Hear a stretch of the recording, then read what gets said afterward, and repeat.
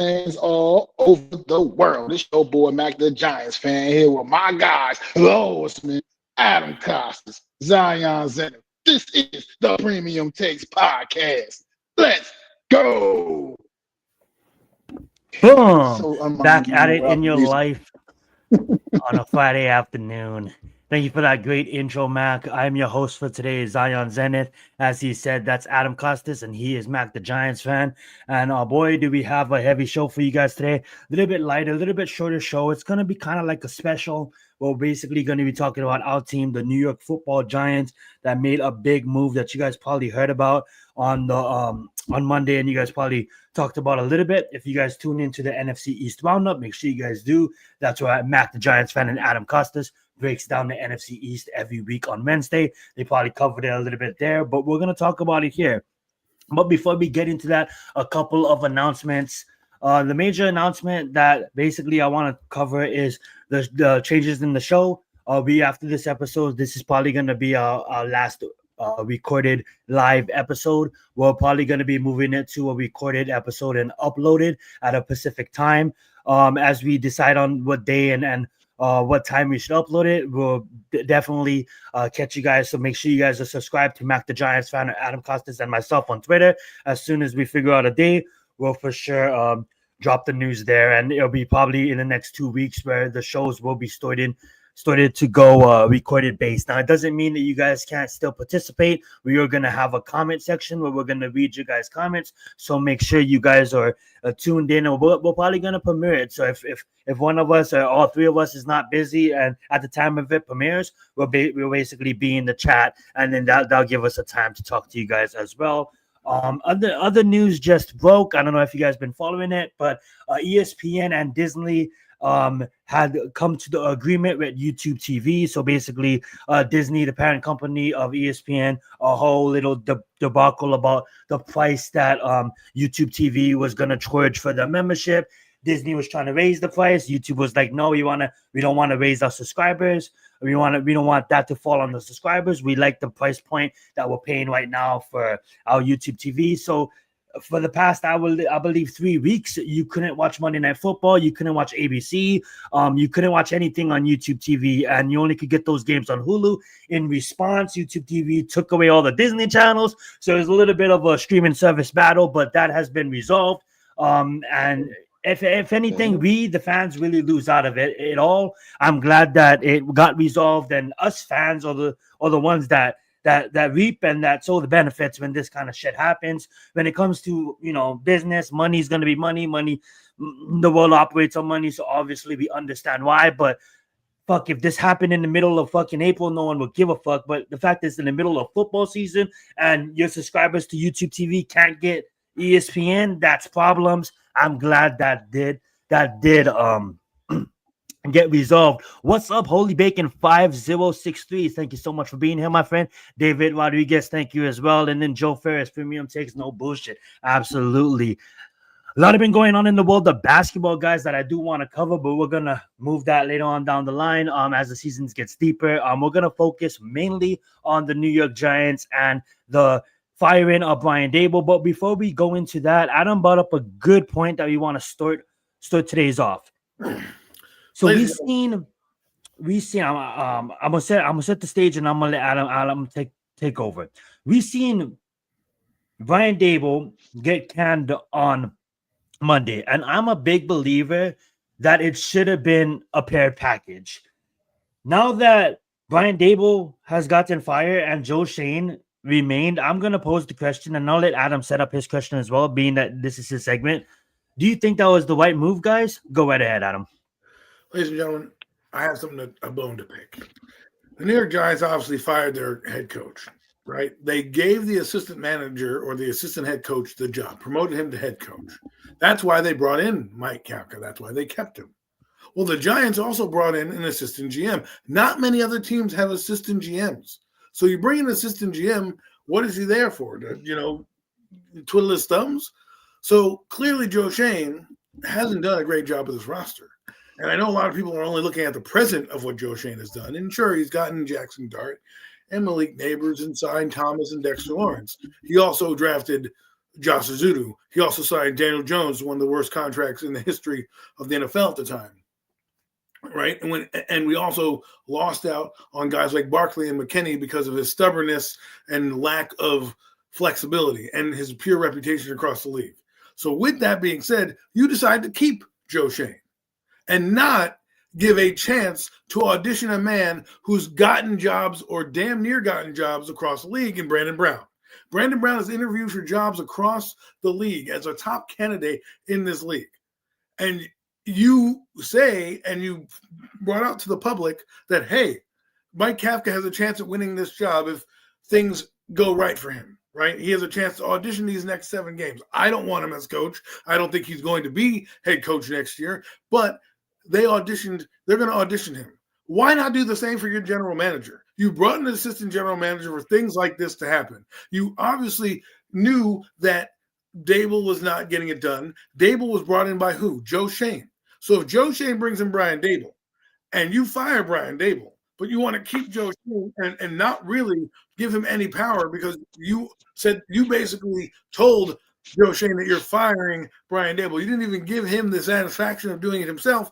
You did it behind his back. So that tells me, what are you doing? And then the reports are coming out, well, he's looking at, he's possibly being evaluated for his job. He's being evaluated now? He's being evaluated these last 7 games. What about the last 3.5 years? Or are we just going to forget about them because all of a sudden his head coach gets fired? No, what you should have done, John Mara, is you should have given a guy, a young up-and-coming executive sitting on your board right now, and Brandon Brown, and say, you know what, Brandon, let's give you an opportunity these last 7 games to see what you may come up with or what you may find. And if you do that, then maybe you can have the job later on. We can talk about it and discuss it.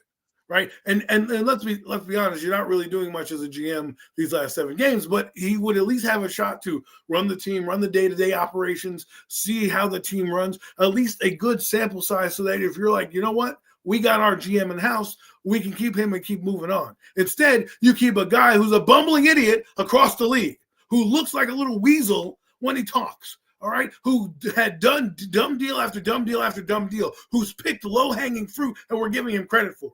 You, me, and the whole world could have picked Malik Neighbors or Abdul Carter. So as much as we give him credit for that, this was an opportunity for John Mara, and I think he dropped the ball here. What are you guys' thoughts? Yeah, I like to begin by just saying this. I honestly think this last draft class probably saved his job. You see what he did in free agency. I'm not even going to say the draft class. I'm going to just say this last year. For me, I have a love and hate relationship with Joe Schoen, and it's mostly 60% hate, 40% love. I think that Barkley trade shouldn't have never happened. And if it is going to happen, make sure you get compensation for him. Make sure you trade him and get something back for him. I don't think McKinley shouldn't have left. There's a lot of players that left this team. Julian Love is another name that I can bring up that I kind of questioned him for. But at the end of the day, you look at his last draft class and last year bringing in Holland, bringing in Adebo, and majority can say Holland wasn't really like he was at Miami, but Holland did play some good football this year before he got hurt. Adebo, not so much, but he did have some good moments. But when I look at Cam Scatterboo, when I look at Marcus Mabo, when I look at Fedoni, even though Fedoni hasn't even taken a few snaps on the regular football field yet, when I look at him and I see someone that just looks that just plays tough, and then you have the main guy at the helm in Jackson Thorpe, right? And you mentioned Abdul Carter. I kind of think with ownership, with Mera and the Tisch families, I honestly think that alone kind of let them save his job. Now, what I would have done is let him go because there was a ton of free, well, not free, but there's a ton of wide receivers you could have gone and trade for. And this guy is bringing people that I have to literally look up on Google that doesn't even have a Wikipedia page yet. And I'm like, who the fuck is this guy? But so there's a lot of questions that I didn't really necessarily like. Trade deadline comes and passes, and he doesn't make any significant move to better this roster. As much as I wanted Brian Dable out of the building, I'm not going to make an excuse about him, but it's like, how the fuck is this guy going to coach when literally his starting everything is gone? You know what I'm saying? But it is a good move to get rid of Brian Dable. We're gonna touch on the coaches. I'd like to see Max point on Brian Joe Shane's. And I honestly to wrap my point up, I think Brandon Brown is the smartest exec in that building, and I'm right on with you, Adam. I honestly think they should have fired Joe Shane and promoted Brandon Brown. That's a move I wanted to happen before last season.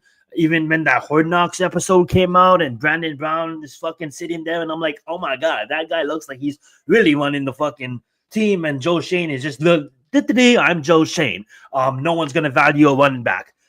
Yes, they do, and that now is a Super Bowl winning running back, mind you. Go right ahead, Mac.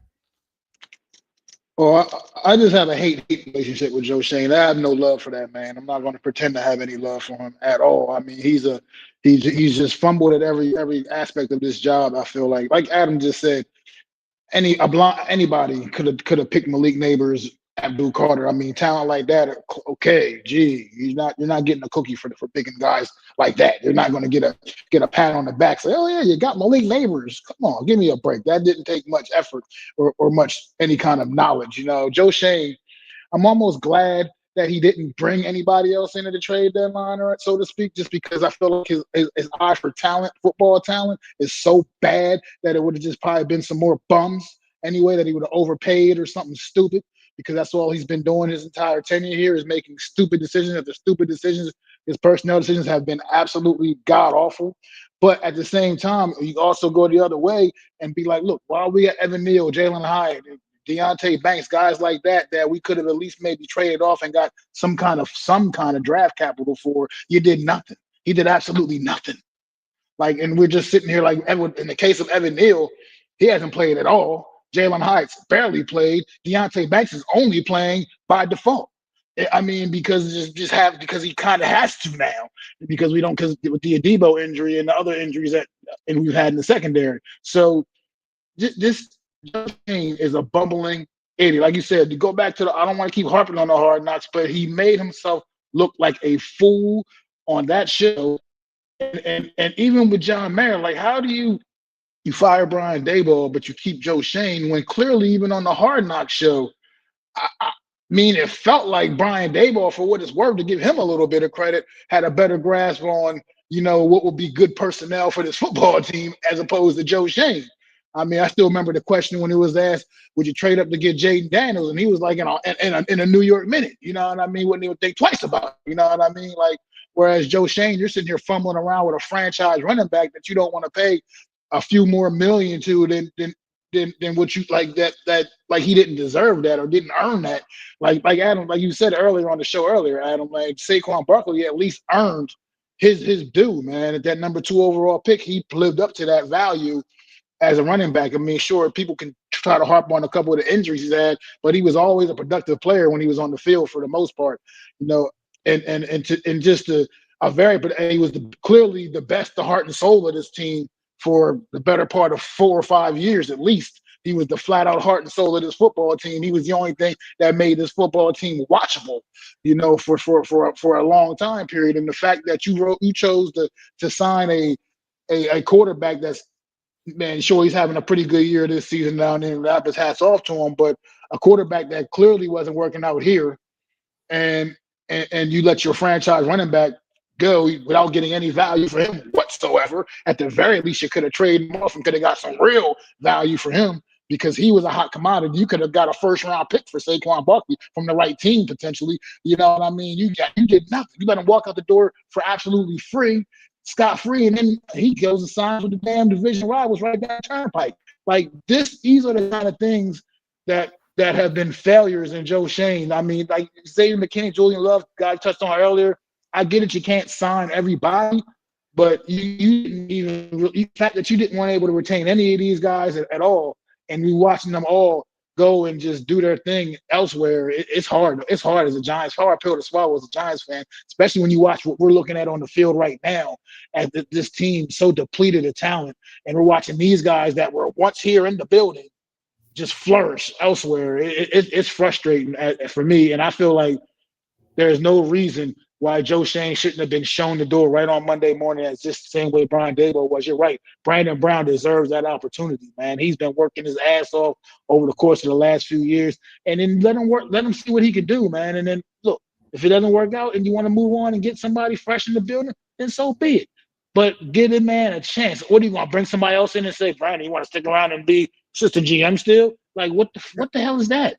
Right. Like, I think so. Oh, go ahead. Sorry. No, go ahead. No, go ahead. You're good. I'm good. I was going. I was rambling anyway at this point. No, That was a great take. Go right ahead, Adam.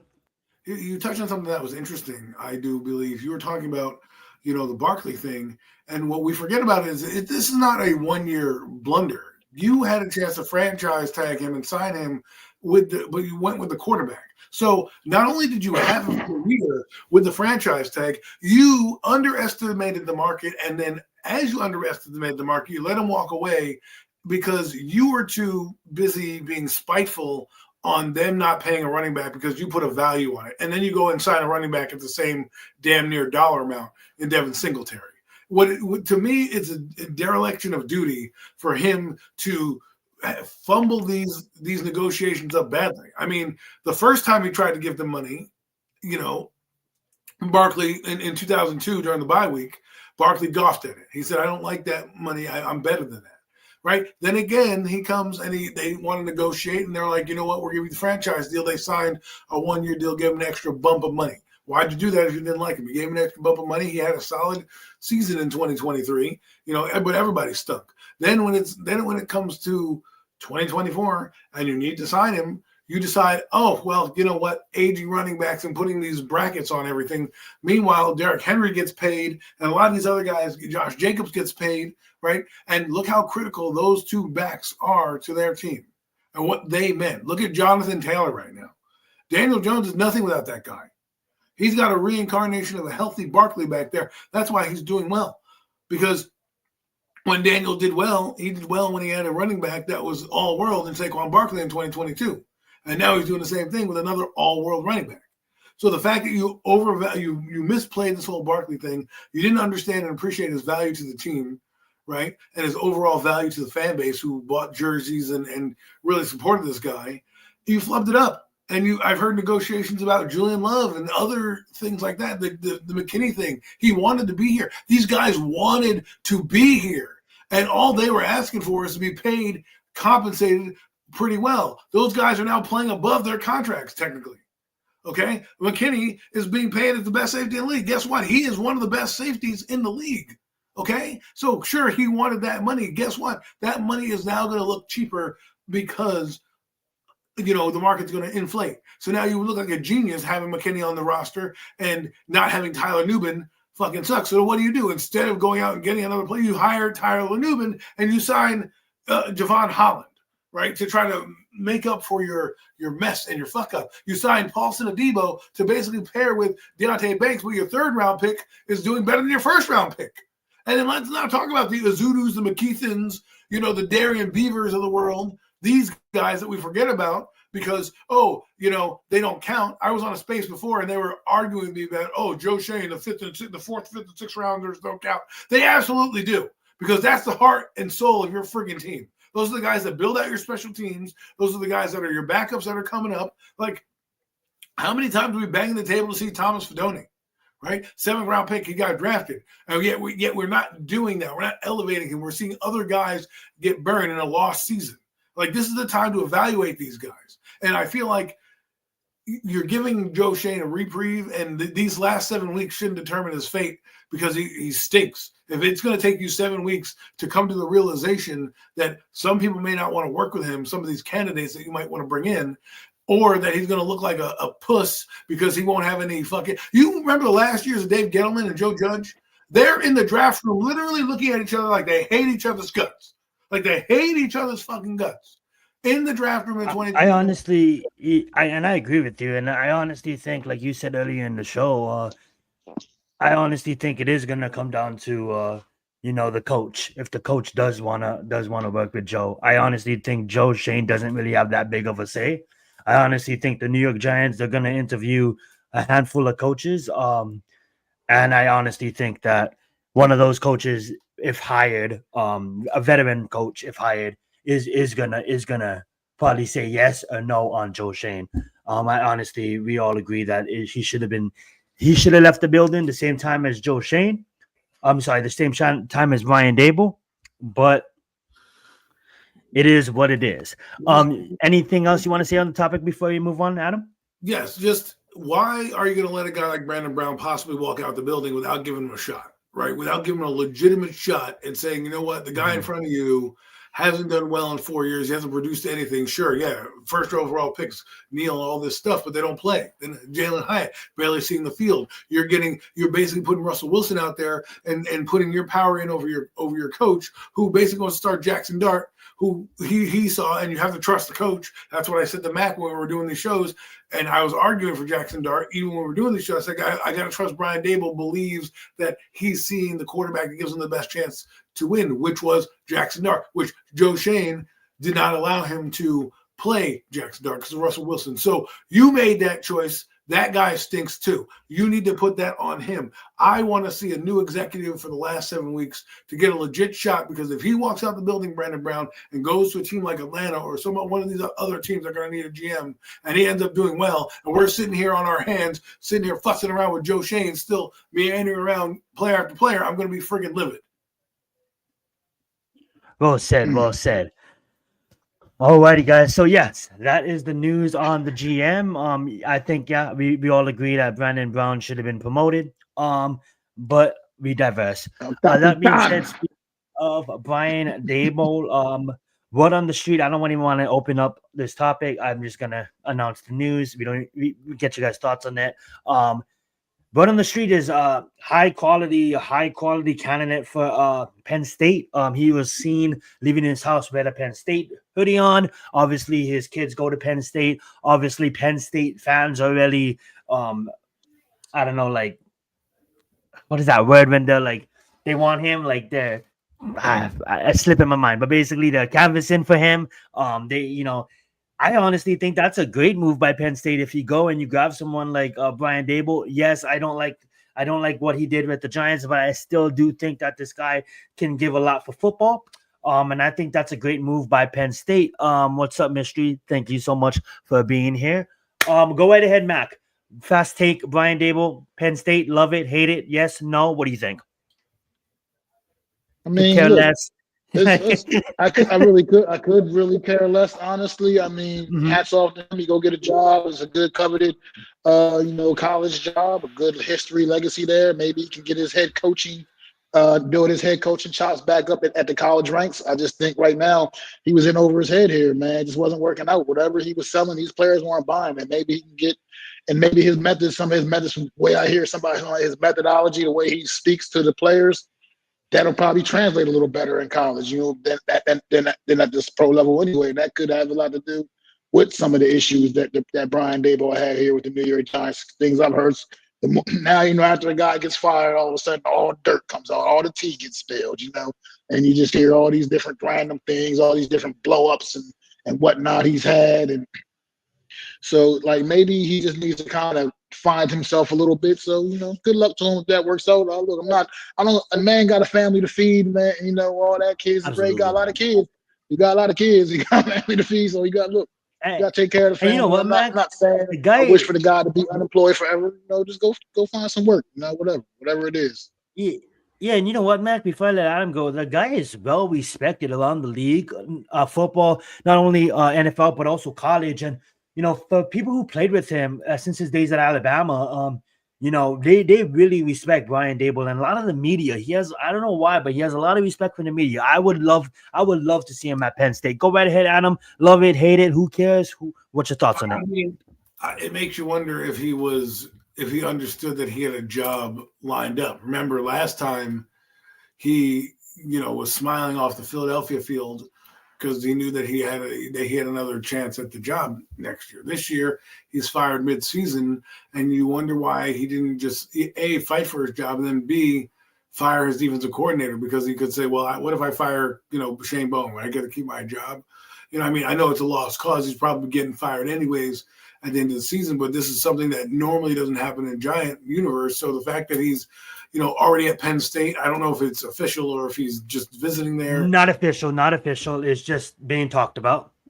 But if he does get a job there in college, maybe it works out for him better, and he'll have to do a lot of explaining with Wake Martindale and like what went on, and were you sabotaged, and it just makes you wonder, like, maybe this is the best thing for him, because once all this dirt comes out, and Penn State's not in a rush to get a quarterback coach right now, right? They still have time. They're in the middle of their season.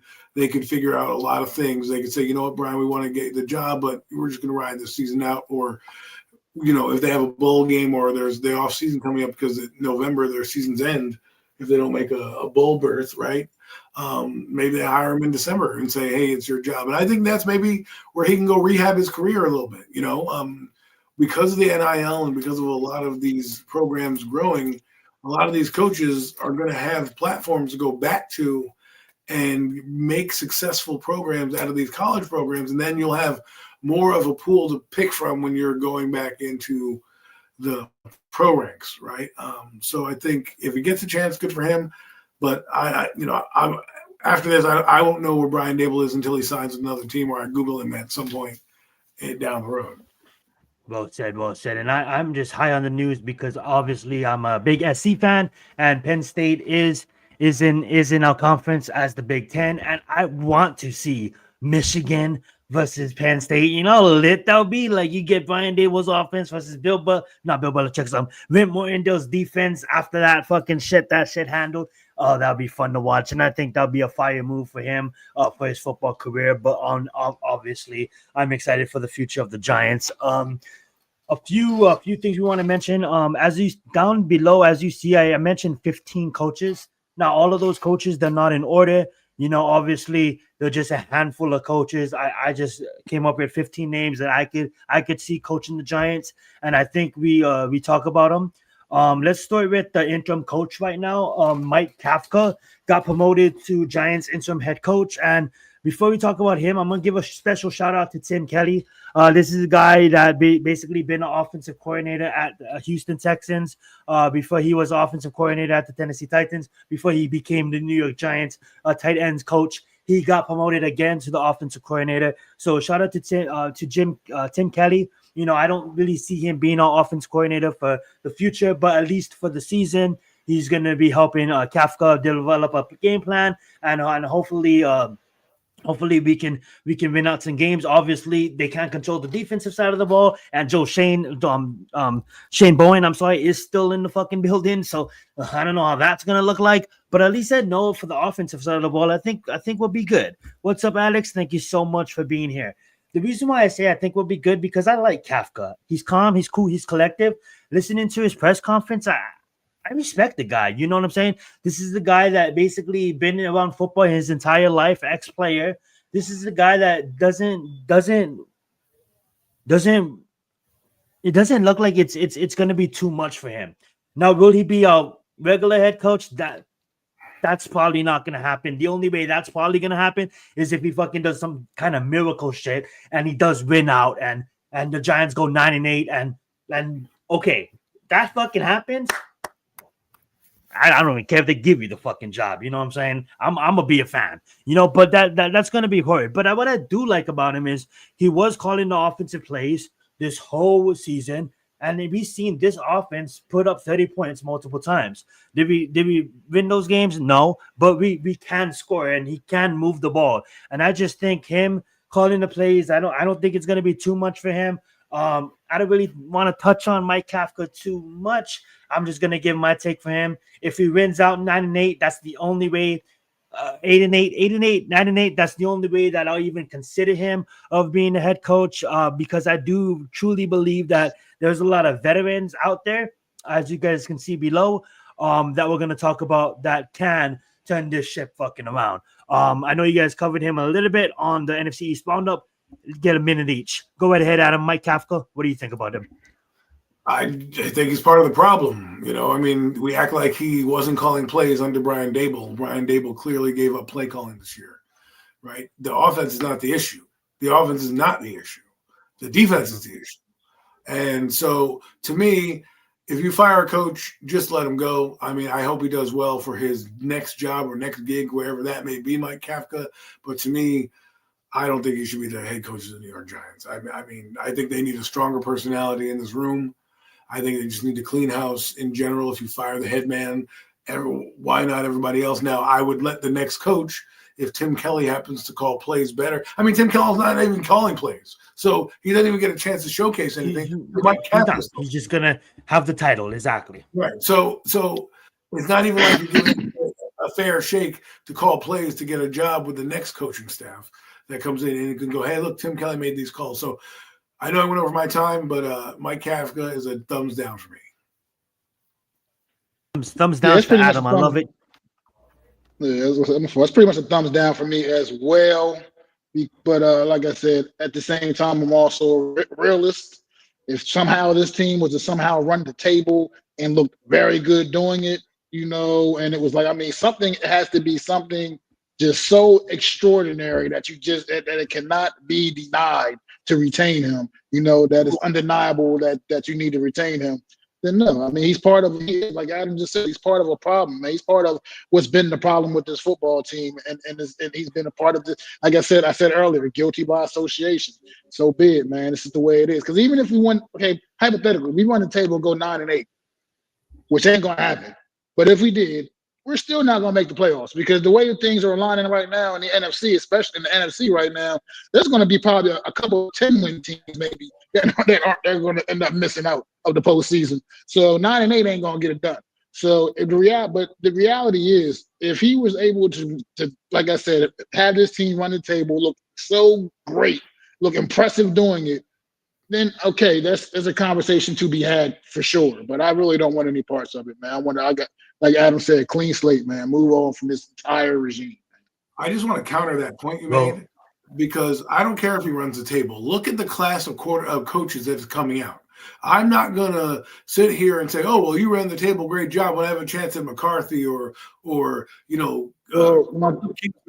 that I deem could be better, right? Like the Giants do that too much where they're like, oh, let's get the guy. If you have a better candidate coming in and getting the job, this team needs to be, I think. I'm saying is, it's not even, my fault. Let me clarify what I said.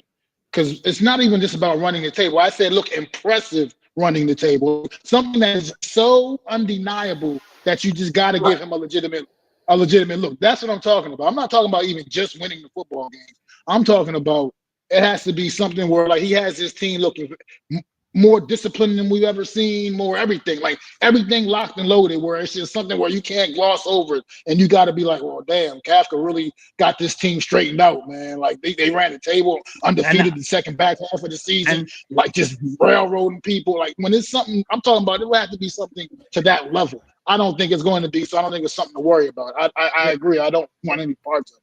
But I mean, if it was something so extraordinary that you just can't look over, that's what I'm talking about. And I'm not talking about just winning all the games. And I'm looking at it like this. This may be the only opportunity that the Giants have at these coaches that might be on this list, whether you like it or not, whether it's Gruden, Tomlin, whomever the case may be, right? Even if it's extraordinary, if the coaching pool this year was low, right, and didn't have as many names coming out, I would agree with you. Even if he went 7-10, I could be like, you know what, let's give him another chance because the coaching pool this year isn't as deep and there's may not be that many. But because you have guys that are on the cusp of being fired or there's rumors about them being fired. Hell, LaFleur could be fired if they like that guy Halfley, who is a guy you should be mentioning on this list, right? Or if Halfley gets a job with Green Bay, now LaFleur becomes better. I would definitely want LaFleur over Mike Kafka. So to me, well, I'm not necessarily disagreeing with what you're saying, and I understand your point. I'm just saying, even for me, extraordinary is not the line. To me, I got to see who the talent candidates are out there and really consider, am I making the right decision for the New York Football Giants by not trying to get one of these guys that may break loose like a Harbaugh, Tomlin, whomever, like that. Well said. And I don't want to take a whole 10 minutes talking about Kafka. We have a lot of coaches to get to, and well said, guys. What up, G Nation? Thank you for joining us. Well, Mac was speaking. We got Allen Boy in the house. He said Mike McCartney is my number one guy. And to keep it fair, guys, the list is just to separate the names evenly. number 1 and number 15. I got Bill Belichick at 15. It's not in any order. I just put it to separate the list. Those are the 15 candidates that we'll probably be covering today. And then we got Eagles Uncensored in the house. So probably all three of us say no on Mike Kafka. And that's what I like. I like open conversations. I just didn't want it to be fully about Mike Kafka. I don't care how long you guys take on John Gruden. It's just that we all can fucking agree that Mike Kafka is probably not going to be our next head coach. Another guy on that list, I'm just going in random, is going to be Todd Monken. Now, Todd Monken, he was with Georgia when they won both national championships back-to-back, and he is currently the Ravens offensive coordinator. Obviously, we all know that we kind of all want a veteran head coach, and Todd Monken will kind of be what we kind of experienced. I'm not saying that. I mean, like look at Ben Johnson. Look at some top candidates that got jobs. You know, I'm not gonna try to compare everybody to the new and improved, offensive system, but I kind of don't want to go down that route because we just fucking been down that route with Brian Dable, and I don't mean to do that to Todd Monken, but I kind of fucking am. Brian Dable won national championships at Alabama before getting his opportunity at the Buffalo Bills, before getting his head coaching job. What's the fucking difference with Todd Monken? Now, I know Todd Monken is so-called the offensive genius, but so the fuck is Brian Dable. So for me personally, I'm going to say no on Todd Monken. I do respect the name. I do know that he's a fucking great – he could be a great head coach. But for the New York Giants, I want more experience. I want someone like we'll talk about later on in the list, like a Steve Spagnuolo, like a fucking Mike Tomlin, John Gruden. Oh my God, give us John Gruden, set this fucking place on fire, blow this shit up, and let John Gruden. And we'll talk about John Gruden when the time comes. So Todd Monken, go right ahead, Adam. Thumbs down for me. Not because I don't respect him, but I just believe the Giants aren't going to go down the naive route. He has no head coaching experience in all of his coaching right now. Some guys, even like Hafley, was a head coach at Boston College. So that, to me, that would check his box on there. So for me, no, he could be somebody else's first-time head coach. I love it. Go right ahead, Mac. Ditto. Everything Adam just said, the exact same reason. This team does not need the new hotshot coordinator with no head coaching experience. This team needs somebody that has a proven track record that can lead a football team, not just one side of the football. I think we need proven head coach. Even if you're in college, I love it. Works for me. And G Nation says, bring me a defensive mind. Another candidate on the list that I'm going to let Adam choose the next candidate next, but I'm just going to cover this candidate. I think he deserves to be on the list, but I'm going to say no because I don't think he leaves Notre Dame. It's Marcus Freeman. That's Adam's college team, so Adam knows Marcus Freeman nice and closely when he watches his Notre Dame games. I think Marcus Freeman would be a great head coach in the NFL. I think what he did at Notre Dame was rebuild it and brought them to a national championship appearance, but I just kind of feel that I put Marcus Freeman on this list to respect him. I wouldn't want him as a first-time head coach for the New York Giants. Can we both agree that we don't want Marcus Freeman as our head coach? Or do you guys want to take some time talking about him? I would want Marcus Freeman as a head coach just because go right ahead, he's got head coach. I would Marcus Freeman as a head coach because he has a head coaching experience, right? So he's taking a program and building a program up. Do I think he's going to leave? No, I think he's using this as a money ploy to extract more money out of Notre Dame, saying, hey, I'm going to go to the NFL. But if he is a guy that comes in, I wouldn't mind giving him an interview. And if I'm going to the route, I'm looking for a guy that has head coaching experience, right? I'm not talking about college. I'm not talking about high school. I'm talking about like big program. If you're going, like Lane Kiffin has head coaching experience. He head coached in the NFL, right? This guy, Marcus Freeman, coming from college, he's at a big program. I'd give him a shot. I wouldn't mind him as a coach. I'd put a thumbs up for him.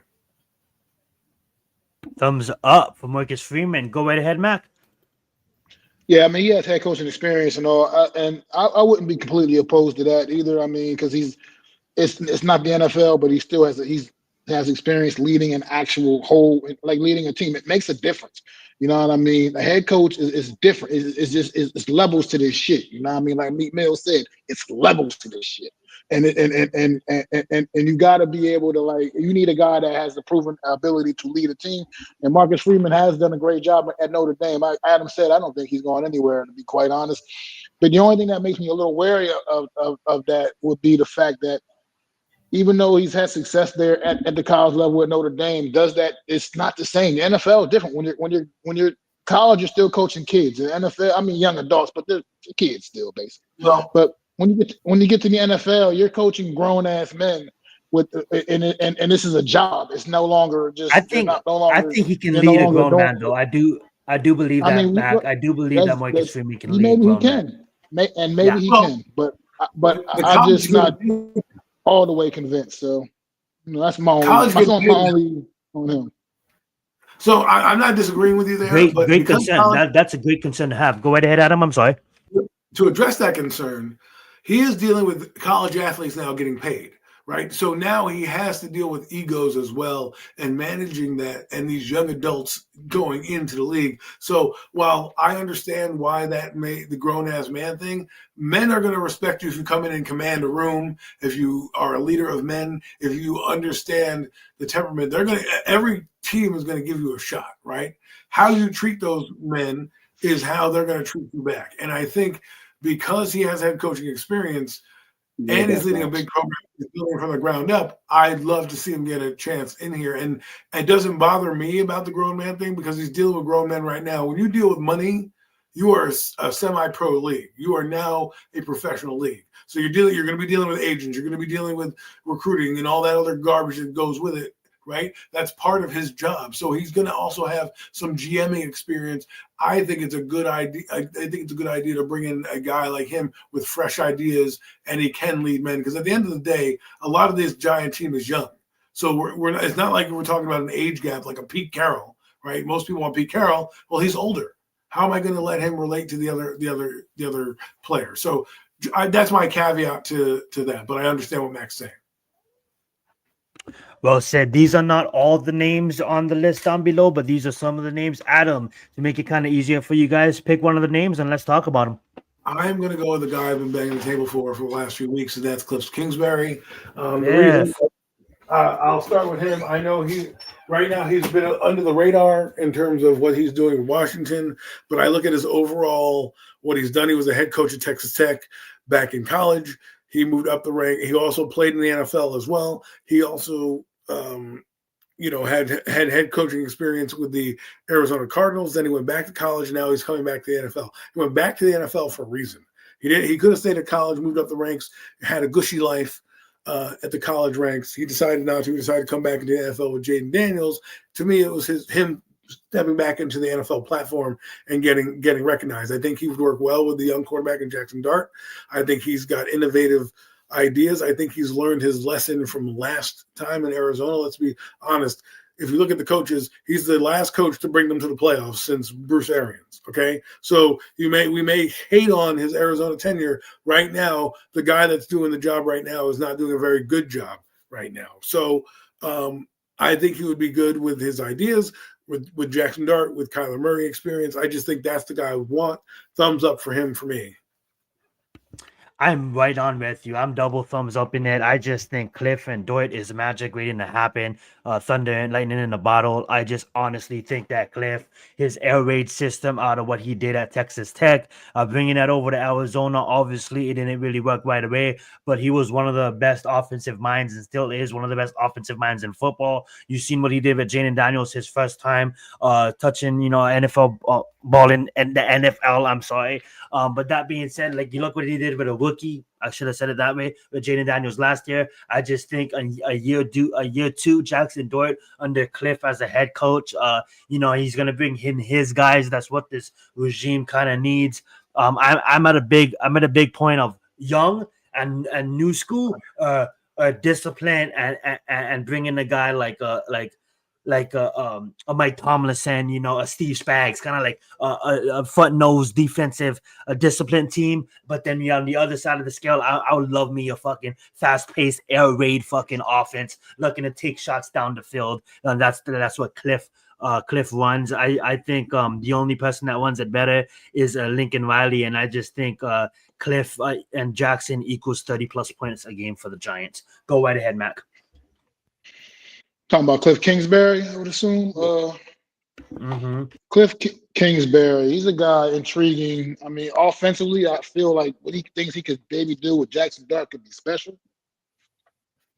And I'm just not so sure. He's another guy that I'm not so sure about, just only because I don't like to always. I'm about giving second chances and everything, but when I just watched, like, it just wasn't, to me. He strikes me as one of those guys that's coordinator, not head coach. You know what I mean? I just get that vibe from watching him when he had his opportunity as a head coach.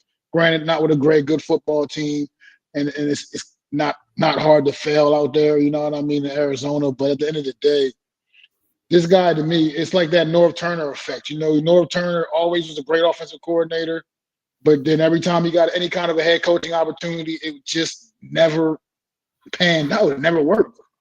And I just kind of get those vibes from Cliff Kingsbury, man, where great offensive mind could be great for any good young quarterback, but I'm just not so sold on him as a head coach. Well said. Well said. Mac, pick a coach off the list. If you need me to bring up the picture, I can bring up the picture again. If you see one that we haven't talked about that you want to talk about, please talk about it. Let's talk about there's Gruden the again, list. man. Let's talk about John Gruden. Let's talk about Gruden. Let's go. What's your thoughts on John Gruden? Go ahead, Mac. Well, I mean, I may be in a small minority here, but I just feel like that's the kind of coach I'm talking about. A guy with a proven track record, a pedigree, a winner, a guy that's done pretty much nothing but win wherever he's been, man. I mean, look, at one point, what the Tampa Bay traded what a first? Did they trade a first round pick to give John Gruden years ago? Like, come on, man, a coach for a head coach. Now I get it. People can't get the stink of the controversy. I get it. I understand it. I understand what y'all coming from, where people got that. It's a bad taste and it's not a good look. It's not. But let's face it. Do I honestly believe that man's truly just a flat out racist? I don't know. I can't put my finger on that because I watch him work with plenty of minorities, you know, and what he does is day to day. I mean, working with with talent, working with other quarterbacks, working with other players he's coached over the years. I mean, to me, I don't know enough to know to just flat out call this man a flat out racist. I mean, I get the what you call us on a good look, but the emails weren't a good look. But at the same time, I wouldn't want to lose opportunity on what could be a potentially great head coach coming in here because we're just going to just not let this guy live something down. Yes, it's egregious, but sometimes you got to be able to look past things sometimes, man. Yeah, but he kept that Tampa Bay team good and relevant. And that Raiders team that he left from was also a really good football team. So it's not like he wasn't doing his thing out there with the Raiders, man, before he got traded to Tampa Bay, Lou. That's just what I got for that. I mean, I know you say he kind of inherited Tony Dungy's team, but he did some good things for that football team, and he put them over the top, and he did good things with the Raiders before he got there. So to me, I just think we gotta we can't just always dwell on the past. Like I said, even up this past off season, like I said, we're talking about his little quarterback camp stuff he does. I watched him work with Cam Ward and Shador and stuff like that. Like it's not like he's just like anti working with like minorities and stuff like that. So I just don't. To me, I'm not gonna there and let that just completely, taint. Maybe like me say, oh no, make him a complete, take him off the table, man. I think John Gruden's exactly the type of hard nosed, and he can run a football team. It's not like he's, like I said, he can run a football team, manage a football team correctly, and he has a pedigree of winning, and that's what this team needs. Somebody that can win. Well said, Matt. Go ahead, Adam. John Gruden. I mean, that's unfortunate that Tony Dungy's name doesn't get to be on the Lombardi Trophy where John Gruden's name goes. I mean, as much as it was Tony Dungy's team, he took the team and made it better and put it over the top, right? I mean, I understand what Tampa Bay did, but they were good. They weren't Tony Dungy good. Tony Dungy didn't put him in the Super Bowl. Right now, I get what he built that team and everything like that. I would want John. But Tony Dungy did win another Super Bowl a few years later. Go ahead. But who was his quarterback was No, Man, man. the one He and didn't only. win the Super Bowl with Brad Johnson at the helm. That booty ass squad of a thing, right? Like he couldn't do that. So he brought. If you look at that Tampa Bay team, he brought an island of misfit toys to the Super Bowl. All right, Keen McCardell, Keyshawn Johnson, like Brad Johnson, a couple of guys. Like they were not. The only thing that was Hall of Fame on there was the defense, where you have like 4 or 5 Hall of Famers on that defense, and he built that defense up. And he didn't build that defense up. He coached it up enough and to get them to be the dominant unit that they were that year, right? They were absolutely dominant that year. And he went to the Raiders twice, made that team a winning program. Who knows if the Tuck rule doesn't happen where the Raiders are, right?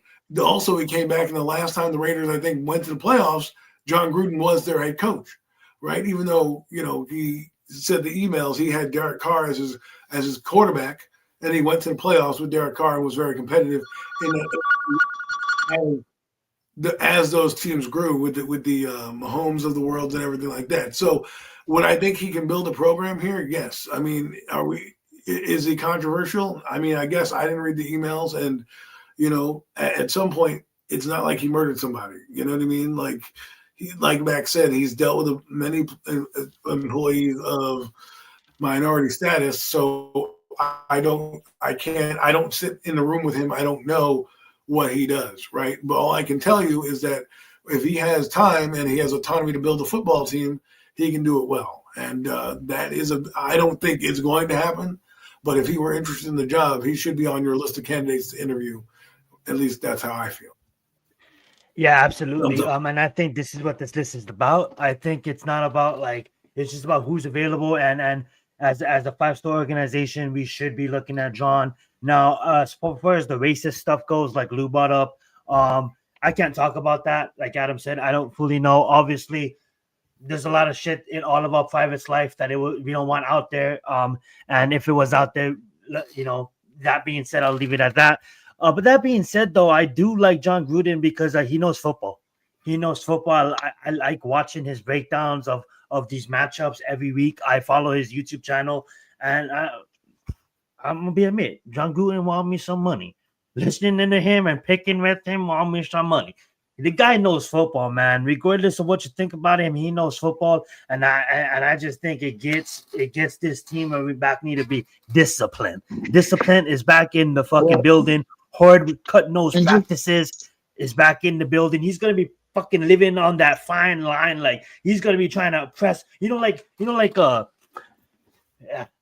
Beyond the point, but I'm gonna make the point. Like Japanese squid vessels, that Chinese squid vessels that just hover 2001 miles off the coast of these borders to harvest squid, but they don't pass the border because they're still in international water. That's what John Gruden is. All these fucking practices, they're like, oh, you can't hit no more, you can't this. John Gruden is gonna push it right up to the line, and then if I was like, you put, what do we got now? We got motherfuckers blowing on each other and shit. Like, pause, but practice is not practice no more. When John Gruden practices, it's gonna be fucking practice. These motherfuckers are gonna be tired in warm-ups. That's what this football team needs. Go right ahead, Matt. Well, maybe we won't give up 33 points in the fourth quarter. One just last thing about the whole John Gruden thing, the controversy. So, like I said, look, here's the thing about him. Is there anybody that has anything on true record where they see him out? Like, he's not like going to Klan rallies and shit like that. He's not fucking like, here's the thing. He's guilty of being caught doing something that probably a lot of people do. You know what I mean? Like, and he thought it was something that was never, other people wouldn't, it's not for everybody's eyes. You know what I mean? But you got to think about the reality of this world. Is when you think nobody else is going to see things, people think nobody else is going to see things, so to speak. And it was the height of cancel culture. I'm sorry. But it's just the fact that it's something like this gets blown up when it's somebody like him because he's John Gruden, obviously. You know what I mean? So I don't think he's guilty of of anything that other people don't just do around in the world. I mean, it's just like I said. If he was out with a white hood on, marching at Klan rallies, and or this fucking swastika tattooed on his goddamn shoulder or something like that, or whatever, okay, I get it. I would get it. You wouldn't, obviously, what I mean, that would be a whole different ball game. But I just think you literally. You literally see the man working with if he was truly a racist, and if somebody that's truly a racist, they don't give a damn. They racist, and that's what it is. They're not. You wouldn't have seen him working with like Cam Ward and working with the other African American quarterbacks or any minority quarterbacks. I don't think that it wouldn't happen. Dave Portnoy will put his brand Barstool Sports on. That's his brand, and for him to work with John Gruden, for him to be that core financer behind that show on YouTube. And Barstool is a big fucking brand, big in the industry. So I don't think they'll go and risk it. And John Gruden got DraftKings, I believe, as sponsors. And exactly what you said, it was in the height of cancel culture. And if John Gruden was a UFC coach, had something to do in the UFC, this shit happens every fucking weekend. I'm not trying to be me. I'm just being honest. The NFL and the NBA, the NFL, the no fun league, you know what I'm saying? Like everything gets hype and magnified, and it's almost as if you got to walk a really fine line when you're dealing with the NFL and all these fines and shit like that. What Cam Scatterbu had to pay $20,000 to $15,000 just to peeking his head into the 10. He didn't go into the 10. He just peeked into the 10. And obviously that's something different. But from $15,000 for that, I can honestly see these emails not being fucking as bad as it's not like he was on the Epstein list flying to fucking these kids. I'm not trying to go there, but you get what I'm saying. Let's move on though. A candidate that I really do like that would probably be equal to John Gruden, if not more. He's my number one choice for head coach, is Steve. I just think that he's going to go down in history as one of the best defensive coordinators in football. He won multiple championships with two different organizations. And I just feel that this is the time to separate yourself from Andy Reid. Everybody's talking about the Patriots. Everybody's talking about Green Bay Packers. Everybody's talking about like the Eagles and the Lions. No one's talking about the Chiefs. And watch the Chiefs fucking do it again. And if the Chiefs do it again, I just think that's the right time for you to separate yourself. You did everything that you can accomplish at a defensive coordinator position. Come back to the team that you wanted best in 2007 and be our head coach and get it right. I think Steve Spagnuolo, head coach for the Giants, is an absolutely major win. Dub 1,000 aura for the city and throw a parade if you get hired. Like, that's how big he is as a name. I just think that I really want him as our head coach. Go right ahead, Adam. Well, I love the nostalgia, and I think I would like Spagnuolo here, but I'm going to give it a thumbs down only because I think he's made a Hall of Fame career as a defensive coordinator. He's had a couple head coaching jobs and has been abysmal. I think just because his age, to me, I don't want to ages him out, but I'm talking about if I have Dart here for the next decade, that guy's going to be like 73 by the time Dart is still cooking. So I would like a guy that can kind of age with my quarterback as he goes and not be an old curmudgeon. Now, I know that Pete Carroll has done it, but, to me, I don't know. I mean, if he comes in here, I'm not going to be like, oh, my God, I hate the thing. But I also am just giving a real take on – I'm just giving him a thumbs down just because I think his time has passed. And I think he should just stay where he's at right now as a defensive coordinator. Unless he's bringing over Andy Reid, I don't know if it's going to be as easy for him, and I don't want that to hurt his legacy if he fails here. I got something for you before Mac makes his point because I think that'll kind of add to Mac's decision too. I have Lane Kiffin up here as a head coach, but we just seen Cliff Clary come over from Texas Tech and be a head coach for the Cardinals and not really worked out. I say right now, if someone like Lincoln Riley was to enter the league and he comes as an offensive coordinator, he'll be one of the top offense coordinators in football. I honestly think the same for Lane Kiffin. I think if he makes that move, he's a head coach from the Ole Miss. You know what I'm saying? He has experience. Brett Jackson Dorrit, and if he doesn't make that head coach to head coach jump, if he comes in and he becomes the Giants offensive coordinator and Steve Spagnuolo is our head coach, does that change your mind on Steve? It doesn't. My mind not changed on Steve Spagnuolo. Steve, go right ahead, Matt. Go ahead, Matt. Steve Spagnuolo, I feel the same way about him as I feel about Cliff Kingsbury, man. I just think some guys are coordinators, some guys are head coaches, man. And I think you got to know your lane, man. And Steve Spagnuolo, once again, he's had a shot. He was a terrible head coach of the Rams. He had a shot as an interim head coach with us when we fired Joe Judge. He was the interim, right? If I'm not mistaken, right? Spags was the interim head coach with us. And granted, those were, I mean, once again, terrible football teams. And you're not inheriting a good football team here either. You know what I mean? So I just think some guys, you got to know where your lane is. Look at the guy, the old man from the Eagles years ago. What's his name? Jim Johnson? Is that what it was? Yes. The defensive coordinator? You know how many head coaching offers that guy was getting year in and year out, but he just knew to stay in his lane, man. He knew to stay in his lane. Hey, that's the guy that's been coaching for like 60 fucking years, huh?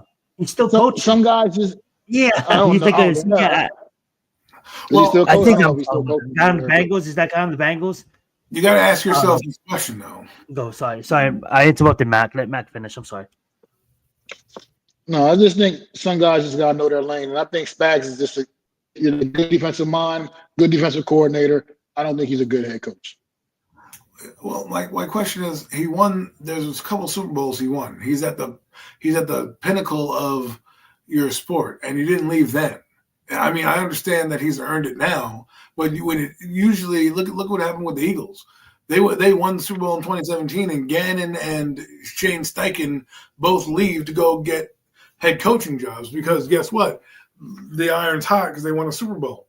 So he's had plenty of opportunities the last however many years. The Kansas City Chiefs have been to 5 Super Bowls or something like that in the last 6 or 7 years, and he's been the coordinator for all of them. So it's not like he can't. It's not like, to me, I would win at those times. They may not make the playoffs this year or be a deep run in the playoffs this year. We'll find out because this team is the Kansas City Chiefs. You never can count them out. But for me, I'm not saying I would be mad that the Giants hired him. I'm just saying I have to give him a thumbs down for me as a Giant coach. If he decides he wants to coach in another team he wants to come to, great. I just feel like that opportunity has come and gone, right? Who to both of you guys? Spags would be fucking amazing. No, all right, I get the point. Okay, I want to bring up this fucking legend. Okay, this GOAT right here. This is the guy I thought you guys was talking about. And this guy denied head coaching jobs over and over again, and he's still fucking coaching for Tampa. Shout out to Tim fucking Moore. Okay, born in 1938, a consultant. He been in the fucking NFL for like 60 fucking years. The guy's 87 years old and still not a head coach. Okay, you got New Orleans Saints back in 1997. You can see his time before that, starting going all the way back to the Minnesota Pittsburgh Steelers 1977, and he's the Tampa Bay from 2019 offensive coordinator, first-time Super Bowl champion. When I seen him on a Tampa Bay game this last week, and they're like, "Yo, this guy is like this years old." I'm like, and they're talking about all his greatness. I'm like, how the fuck did this guy be in the industry for 60, 70, 60 fucking years and never got a head coaching job? I was mind boggled, but obviously he denied. He got opportunities to coach a whole bunch. He just likes staying in his lane. And sometimes staying in your lane, you're gonna go in the Hall of Fame. And I guarantee you, when this guy is all said and done, Tim Moore is one of the best coaches in football, and I just think good on him. About to wrap this up here, guys, but we do see names like Mike Tomlin, John Harbaugh, Kevin Stefanski is not on this list, but I truly believe, talking to some Pittsburgh Steelers fans around my area, they're tired. They're tired of just winning. They're tired of hitting the playoffs, losing a high draft pick, and then not making the Super Bowl. And 18 years is a great career. But sometimes we've seen it with Tom Brady. We've seen it with Bill Belichick. Shit just gets old. And it would not shock me if, again, that one and done with Aaron Rodgers, that the Steelers move on from Mike. That's a name that I would absolutely love just as much as I would love Spags. Another name is John. I can see the same thing with the Ravens. Shit just gets old and they just move on. So let's touch on Mike. Let's touch on John. Matt, go ahead. Mike Tomlin, like I said, I haven't been talking much about him because it's a decision that you got to wait for him to make. Because the Steelers are not going to fire or let Mike Tomlin go. Okay, that's not going to happen. So until Mike Tomlin decides to say that he's looking to go elsewhere, it's most likely he's not. You know what I mean? It's just there's a reason why the Steelers have only had 3 head coaches in their franchises. They don't just get rid of coaches, especially ones that win football games. So, and he does that. Mike Tomlin clearly wins football games. So that's why I haven't been talking much about him. But at the same time, if he were to become available, yeah, absolutely. Yeah, I'm on board with that because he is a winner, and this team needs a winner. But there was I just got something on my phone just now, just to reassure like everybody. Like I said, they keep throwing Bill Belichick out there. He once again has put out a statement. He has no interest in the New York Giants job. He has no interest in going back into the NFL. He's confirming that. He's confirming that. So people on the Bill Belichick train. Now, granted, a lot can still change from now until the end of the offseason or whatever. But come on, let's get off that train for right now until he becomes available, at least. At the very least. Let him become available. Go right ahead, Adam. Well, people complain about winning too much. You know what I mean? Like, oh my God, we got to get rid of Mike Tomlin because what do? We win so much. Like, great coaches, everyone wants to get rid of them because they win football games. I mean, I'm sorry that the ebbs and flows of a team, goes up and down, right? The guy has had a winning record most of his years in the NFL. Okay, so the fact that you want to every year in the NFL, every year in the NFL, he's had a winning season, and we're like complaining about it. The New York Giant fan would be salivating at this shit right now. We've had a coach that has won 5 games in the last 20-something. Okay, like give me a break about this bullshit. If Mike Tomlin becomes available because the Steelers decide, and I agree with Mac, the Steelers won't fire him. They'll ask him to resign. Right? They'll say, you know what, we're not going to fire you, but we think you should step down, right? And we're going to give you the opportunity to step down. That's how I think they would phrase it. And if they want to keep it in the family and say, but I do have this cousin that has a job opening, I would tell him, you know what, I drive there, pick up Tomlin myself. I'd be a chauffeur. I go to Pittsburgh myself, say, Mr. Tomlin, you don't know who I am, but I know you, and I'm going to drive you to 1925 Drive in East Rutherford, New Jersey as your chauffeur because he is that great. If you want to throw him out because you're tired of winning, okay, well, then I'll gladly take him. Well said. Alrighty. I think we should let's cover some of the younger guys. I know how we kind of already feel on first time head coaches, but I mean, like, it would be awkward not to talk about these candidates because they're doing absolutely awesome work as for their respectful teams. As they pull down on the list, I'll read them off. Obviously, we don't need to take our time to touch on Mike McDaniels, Dolphins head coach. Let's touch on Jesse Minter, Georgia's defensive coordinator. We got Joe Brady. A lot of people like him, Buffalo's offensive coordinator. And Clint Klubnik, I had it on Saints offensive coordinator, moved over to the Seahawks offensive coordinator. Any one of those names that you guys want? If anything, if I have to pick one, it'll probably be Clint.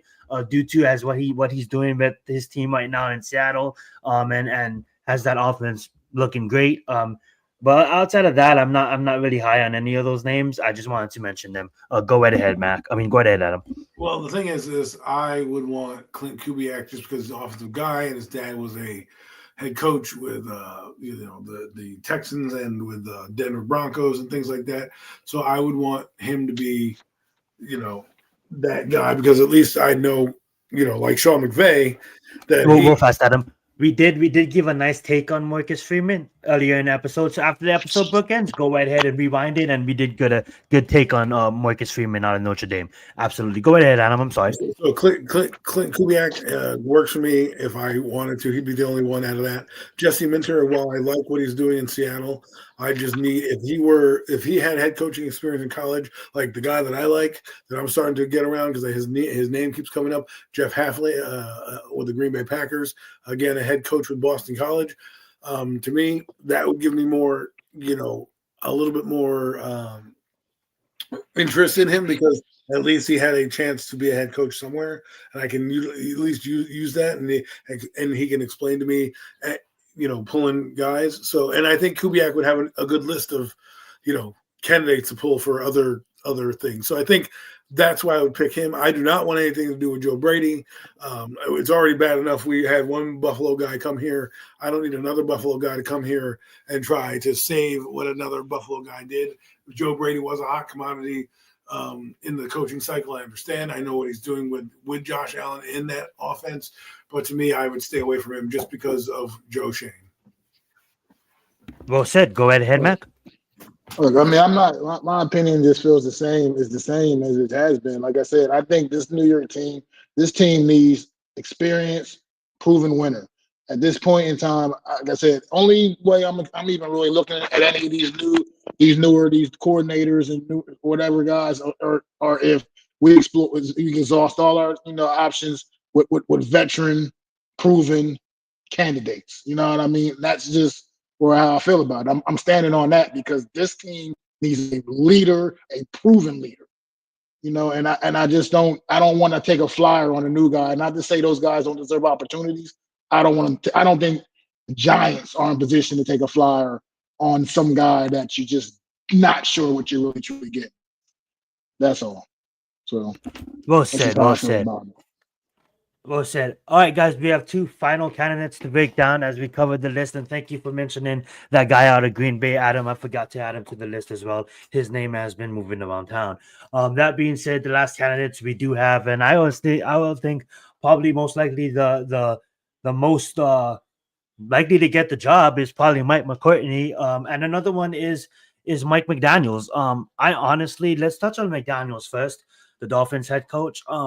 I don't think that's a good move on us. I would love it just because he's awesome and he's funny, but being awesome and funny doesn't translate to what this team needs right now. This team needs a guy like Mike McDaniels, someone that, not Mike McDaniels, Mike McCartney, someone that won a Super Bowl, someone that basically was 12-5 for 3 years with offensive with the Dallas Cowboys. His first year that he coached there, I believe Dak was hurt, and his last year he coached there, Dak was hurt. So if you take out his 5 years, the 3 years that Dak wasn't hurt, he went 12-5. So that's a guy that I fully believe he never really lost his team. And that's a guy that is basically puts us back into contender and where we should be in the right direction. I won't mind both of them. If I had to pick one, I'll probably go with McCartney just because of the experience and just because that's just kind of what we need right now. We need someone like Mike McCartney, whether you like him, whether you don't like him. We need someone like him to come in and to be honest, he's probably the betting favorite right now for the job. So that's how I feel about both candidates. But boy, would fucking press conferences be awesome with Mike McDaniels. But go right ahead, Adam. Go right ahead, Mac. Look, I don't want Mike McDaniels. I'll let you know that. I'm cool on him. But McCarthy is interesting to me because he fits into what I'm talking about. Proven track record, proven winner. People have really have strong opinions about Mike McCarthy, but guess what this guy does as a head coach? He wins football games. That's what the New York Giants need, a coach who can win football games. And sure, he's got the one title in Green Bay, and he hasn't quite found that success again. But at the same time, Mike McCarthy has been a proven, good, quality head coach in this league, and it to me, he's the type of candidate the Giants need to really be pursuing hard and looking closely at. Those are the kind of candidates, people like him, guys like names like that, because this guy wins. He knows what it takes to get a football team prepared and win a football game, and I think we have some pieces that he can work with. I believe we do got a couple pieces that he can work with and have this offense cooking like they were in Dallas, like they used to in Green Bay. The offense is not even terrible right now, considering all things considered. Well, when Jackson Dart's out there anyway, the offense isn't so terrible. But look, I just think we need a proven guy, point blank and period, and Carthy just fits that bill. So I'd be perfectly fine with that. And before you go, Adam, that is a name that if he does have that interview, I say he can be that name to tell ownership, yeah, I'll take the job, And if he doesn't like Joe, he'll literally tell, yeah, I'll take the job, fire Joe Shane. Bring me a fucking GM that bring in my fucking people. Go right ahead, Adam. What's your thoughts on Mike? Both Well, Mikes. with double mics, Mike McDaniels, he's funny, I guess, but that doesn't win you football games. I would love him as an offensive coordinator here to reestablish his value as a head coach. I think right now you need to give him a little bit of a break. But Mike McCarthy, he's like, to me, the break glass option for the Giants. If all their candidates that they decide to choose from aren't there, then McCarthy's the guy I think that comes in here, and it's an easy peasy type of job, right? Because they interviewed him last time. They were bringing him in for a second interview to see if they wanted to make him the head coach, and of course, he had a foot fetish down in Dallas with Jerry Jones, and next thing you know, he never left the building. But I do believe he would be at least a good program builder for the next coach.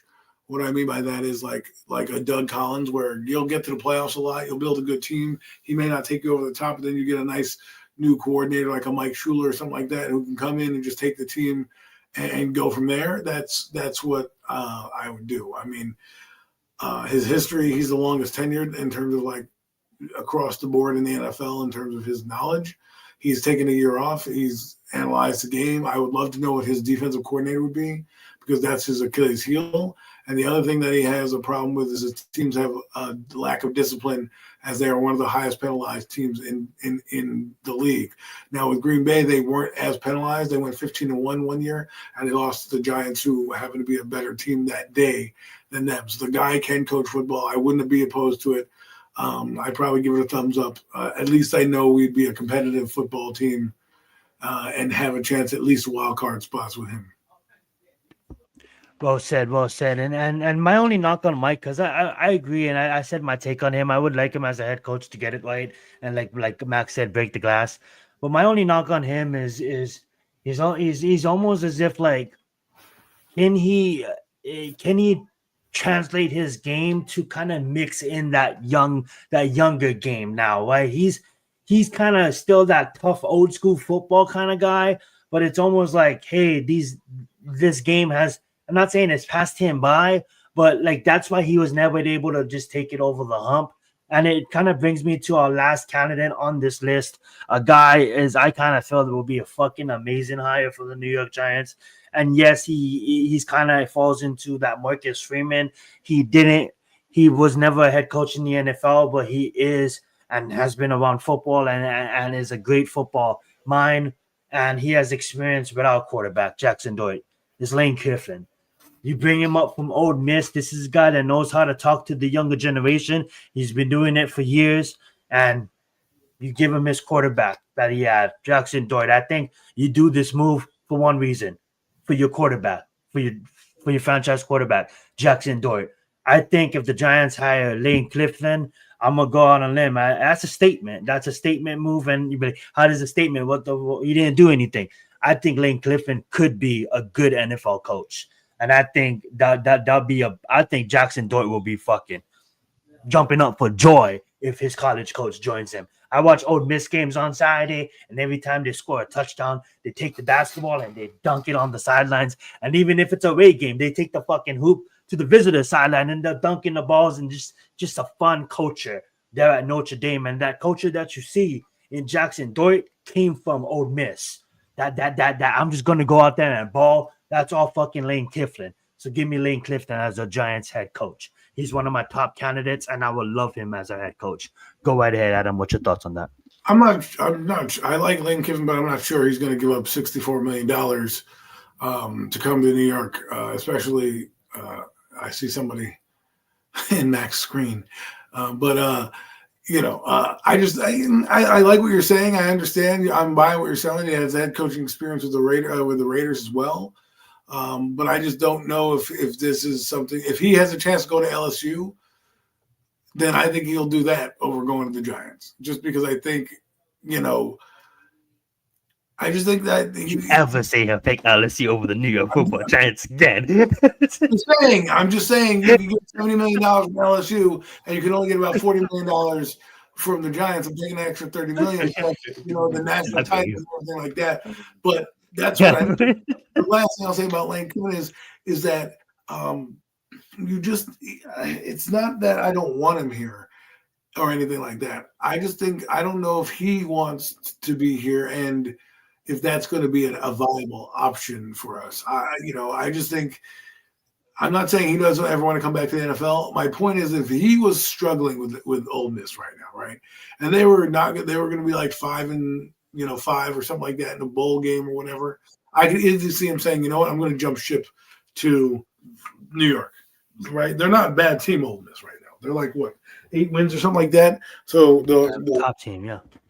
They'll be in the playoff hunt. So I think the only thing for him would be either to upgrade to like a LSU like program like that or go to the NFL, but I don't know if he would do that. But maybe the Giants entice him. But I agree with you, he would be a solid choice. Well said. Go right ahead, Matt. He scares me a little bit, but at the same time, that was the Raiders he was with back in the day. That when he had the whole situation. Yeah. See that from one standpoint, that's scary a little bit. Scares me away from him a little bit. But at the end of the day, that was a long time ago. He was a very young head coach for the NFL at that time, and maybe he was just way over his head anyway at that point in time in his career. So he's the kind of guy that I listen and see what he got to say and see if he's matured over his years, got a little wiser, which I would like to assume he has. But he has definitely done some good things down there at Ole Miss. And he'd be a guy I'd be open to consider. Like I said, but at the same time, I still stand on what I've been saying. Proven winner, proven success, proven somebody with a real track record at this level is more what I think the Giants need to really look forward and go and focus on and really try to get in here, man, and bring in here. But he's a guy that's a little bit intriguing because I over the years he may have developed and like I said and turned and matured himself in the right way that maybe he is ready to take this leap to being an NFL head coach. But he's a little somebody you gotta really vet him really well as far as I'm concerned. Just to, make sure his mind is right. Because look for example, I'm sorry. Look for an example with Nick Saban. You know what I mean? This guy was a great college head coach. Great, all this guy, boom, boom, boom, and goes down there. Was it Miami? Was it Miami that he just he did that bullshit, man? Like, because it just wasn't. It was over his head, man. It was sometimes these guys belong where sometimes you just got to know where your lane is, man. And I don't know if Lane Kiffin is one of those kind of guys. That's why I'm kind of like, you got to vet him real well and make sure his mind is really right and ready to be an NFL head coach before we would really make him a serious candidate. But Jackson Dart connection is all well good. That's all makes sense from that standpoint, absolutely. But he's just one of those be careful guy like that. Look at that smile! Don't you want him?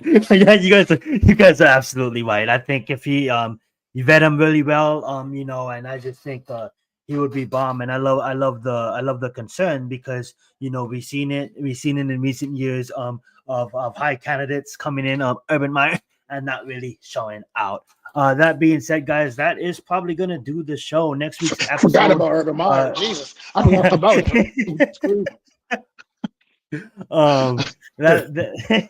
He had a forgetful time in Jackson. It is going to be recorded, so look out for it. In the next 2 weeks, we're going to have a show. It is going to be a luncheon. We're going to probably put it up on multiple channels for now, but if you're not already, go subscribe to Premium Takes official channel. Just type in Premium Takes up on YouTube. It should pop up. Make sure you guys go subscribe there. Next week, we'll basically break down more of this because obviously more news will come out. Probably break down some NBA basketball, being that that's going down, and obviously we'll do our official picks. We'll get updated on everybody's standings, where everybody stands and now standings, and then we'll go ahead and pick some official picks. But before we leave today, I'm just gonna ask you guys: is there anything else you guys want to talk about before we head on? I just want to say, no. Go ahead, Adam. Go ahead. No, I think we've covered it all. We had to talk specifically about the Giants because it's the biggest news happening, and we're all three of us four of us. Never forget Jeffrey T. Are all Giant fans on this program, and so we had to bring it up. Well said. Well Yeah, said. Go right ahead, Mac. just gonna say, man, this weekend of football, man, you got a pretty good week ahead of us, and good Sunday coming up, man, ahead of us, man. Some good games on the slate, man. We're not really not talking about the games this week, but there's a couple some big time matchups here. Bills and Bucks coming off of big losses last week. Bears against the Vikings, looking to position themselves for a wild card spot. Seahawks and Rams, Lions and Eagles. There's some big time matchups this week, man. So enjoy football on Sunday. Even though we're Giant fans and we're not going to probably enjoy much, but we can enjoy football in general. You know what I mean? So just wanted to say that because I just happened to notice the slate of games this week. It's some couple of impressive matchups. Fire. Look forward to watching. Fire. And like you said, I honestly didn't really look at the slate due to I'm a Giants fan and you know, but I'm still going to be watching football because football is awesome, man. You know, big UFC fights this weekend too. Make sure you guys check that out. And obviously, I think we're about to have the Golden State Warriors going against, I'm going to say it, the MVP this season, Victor Wembanyama and the Spurs. So that's coming up on the NBA Cup. He was out of this world. He's out of this world. Yeah, don't even know the score on the Miami game right now, but I think the Knicks is fucking killing us. So New Yorkers, I know you guys love it. I don't know, y'all don't watch college basketball. Tell me how much you watch college basketball. You seen that 7'9" kid down at the University of Florida, yo? He was it's like a fucking giant, bro. 7 and 9? 7'9" freshman. Yeah, University of Florida, man. Yeah. Made in the lab. These kids are fucking made in the lab. And I want my 7'9". He's not some little bony 7'9" kid. He's got a little bulk on him, man. He's not like some little. Can he play? That's all I ask. Can he play? I mean, he's a freshman. He's coming along. I'm just saying. You know. I've seen Jordan. What makes me think of that is like 7'7", not do shit in the NBA. Okay, I've seen Tom Bradley 7'6", not do shit in the NBA. You know what I mean? Like so. Mobumba. Skills. I honestly say I know we gotta get going, not to drag this on, but I will say, man, watching Victor this year play, it's almost like he's fucking playing out there with kids, and these are the fucking NBA. Like he's just grabbing the rebound, throwing it in there. Like it's like, God, this guy's good. But yeah, let's get out of here, guys. Thank you guys so much for being here. Back over to you, Mac, to close out the show. Well, thank y'all for tuning in to another edition of the Premium Takes Podcast. I am Mac, the Giants fan, with my guys, Adam Costas, Zion Zenith, and as always, throw them fours up for the one and only NYG Jeffy T, always here with us in spirit, man. And we'll be back. Like you said, we got some new things going with the show, so we're not quite I'm not exactly sure when you're gonna catch us again, but we'll be Premium Takes is coming back at you, man. It's gonna be, like you said, recorded from now on, and just try to, make the show a little bit better, improve the show a little bit for you guys, and do some good things, man. But we appreciate all of y'all. Please go out and subscribe to all our channels. Help continue our channels all to grow, and it don't take nothing to hit that subscribe button, hit the like for the streams, man, and just support the channels, man. We all out here working hard for y'all, man, and we appreciate y'all coming to the chat and contributing as well, man. No doubt indeed. And we'll be back, and we'll see y'all again, man, sometime soon. Pass.